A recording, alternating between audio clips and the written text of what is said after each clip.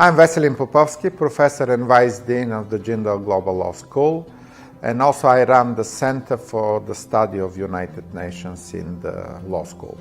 I teach international criminal law, public international law, human rights. I moved to India 4 years ago exactly, and before that I worked for the United Nations University in Tokyo over 10 years.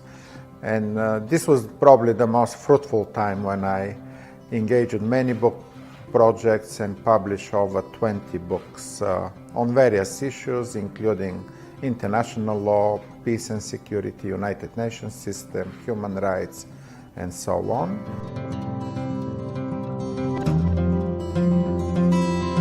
It came a bit late. As a child, I only play football and go ski and enjoy my childhood. But diplomacy came effectively after my high school, and I was attracted by the international events at the time. It was the end of the communist period in my country, in Bulgaria. There was a lot of protests against the communism. It was a very agitated time in history. And probably that, and some of the changes already begin to happen. In Poland, they have the Solidarność, the new movement for anti-communist movement.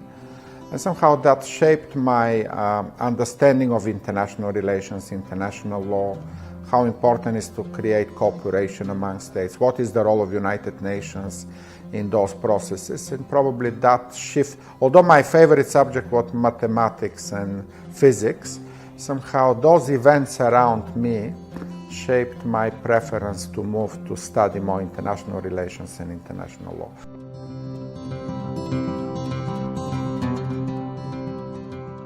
Oh, that was a fantastic project, probably my most enjoyable one. We decided to look at how various religions reflect on the normativity of war. What do they say, for example, about self-defense, about protection of civilians, those norms which are accepted today by the United Nations and the Geneva Conventions. How long ago did they exist? So where they started, what is the origin of the justification of the use of force, in which circumstances it is allowed, and how to conduct warfare. So it starts with Hinduism, with Mahabharata in 25 centuries ago already. Actually, the first religion to address those issues was Hinduism, and there is a chapter on Hinduism with which the book begins. And then Buddhism, Christianity in all its forms, Catholicism, Protestantism, and Orthodox Christianity, Islam in both its Shia and Sunni form, also address issues of norms of war, in what circumstances it's allowed to fight, jihad in case of Islam, and in the case of Christianity, what are the just war norms, such as use of force in last resort, proportionality, necessity, and all of this.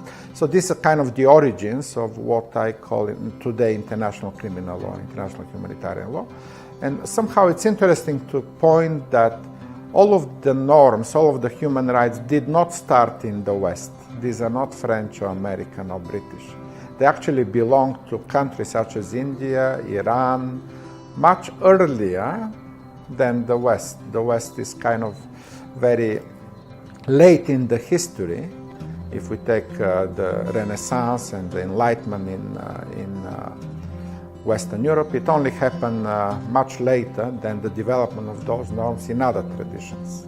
So somehow human rights are not Western.